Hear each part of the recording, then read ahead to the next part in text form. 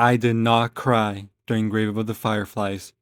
I came very close though, but I had this nagging thought in the back of my mind that was like, this is kind of Seita's fault.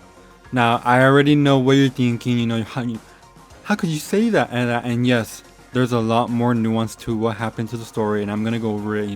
Don't worry, I don't actually think this 14-year-old who had just watched his mother, with burns that left her unrecognizable, die right in front of him, is the monster of the story. But regardless of that, there are some problems I have with this movie because of what I interpret to be its themes kinda clashing with its characters' actions. But also not, depending on your interpretation. Anyways, let's get started. Seita is a 14-year-old boy accompanied by his 4-year-old sister Setsuko, who must arrive on their own after the 1945 firebombing of their home Kobe. They lose their mother, and unbeknownst to them, their father has already been lost in the war. They are left to go move in with their auntie, who treats them with little care or concern. She constantly breaks them for not providing anything for them, and, feeling like a burden, Seita takes Setsuko to try and live independently in a bunker. They then slowly die of starvation. The end. Okay, so the aunt part is where things get a little weird for me, and where I have to put on my thinking cap. So, from my perspective, the aunt was a bitch, no surprise there, and was for the most part unreasonable.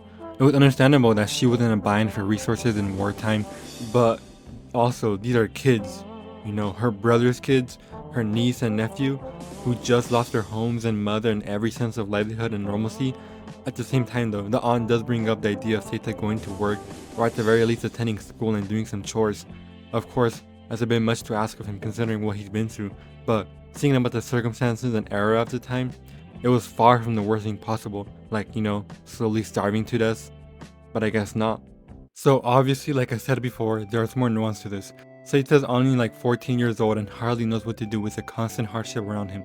He definitely feels like a burden and wants to avoid that, but at the same time, his option is so nuclear that I have to imagine there was some level of pride to it, considering he could have just done what the aunt said, and help out around the house, start going to school or work.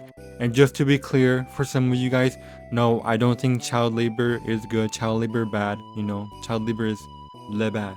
And there's also the factor of Setsuko not liking the house and wanting to be in a happier place, which is what Seita tries to do a bit in the bunker. Like, Jesus Christ lady, why are you mad that this 4-year-old child who just lost her mom and is living in like a war is crying every night? It's pretty crazy. So now it's time to think, what is the point of all this? Grave of the Fireflies is very much a movie about emotions and themes. The Fireflies represent the Setsukos of wartime, the innocent civilians who had to suffer the damage of war. But the siblings still had options, is the problem. So instead of having their downfall be 100% because of the war, it's shared a bit amongst them, which is a very weird writing decision to me. So then I was trying to come up with some different explanation, something that will kind of explain it, like a sub-theme. There's also historical context stuff that might explain this. Like, what I mean by that is like, why didn't they go to an orphanage? And when you think about it, like, during wartime, orphanages tend to be swamped with little resources to spare. So it would make sense why it wouldn't work, but the option isn't even explored in the movie, so we would never know. Same thing with Seita and the job thing. Are there even jobs to go around? Japan's economy wasn't very strong at the time and the war only made it worse. In the movie, we even see a scene that Seita can't get food despite having the money for it, simply because there isn't much food to give. So maybe the point of the scenes about the aunt always asking him to do stuff and help out is her actually asking the impossible. Or maybe Seita's action being seemingly based in his pride is meant to be symbolic. Because, Japan is very prideful and that led to many bad things. In fact, pride is usually the start of most wars and conflict. So in some way, maybe Seita is representative of that, and Setsuko's death is twofold, being that it's meant to both show the cruelty inflicted to civilians and how the prideful actions of another will hurt them even with good intentions. Seita dies because he basically lost his will to go on. It was shattered after the death of his sister, and it's hard to be prideful when you have nothing to give you pride. Case in point, the movie is very complex, at least. I like to think it is. The whole pride thing is never mentioned anywhere in analytical stuff or interviews with the creators. It probably wasn't even intended, and maybe there's just some internal logic I'm not getting that would explain why Seita made the decision that he made. And yes, I do understand that it is hard to think clearly and make good choices when you are so young and in a horrible situation, among other things. This is a movie people say they can only watch once, but I'm probably gonna have to give it another go. As for my short review, it's a pretty good movie. with very nice animation and art as usual. Still on the weaker side for Ghibli's works, characters are believable and well written, albeit not very interesting. That's the main thing people criticize from this movie, but similarly to Cast in the Sky, the cast isn't really the focal point per se. We aren't here for complex characterization and arcs.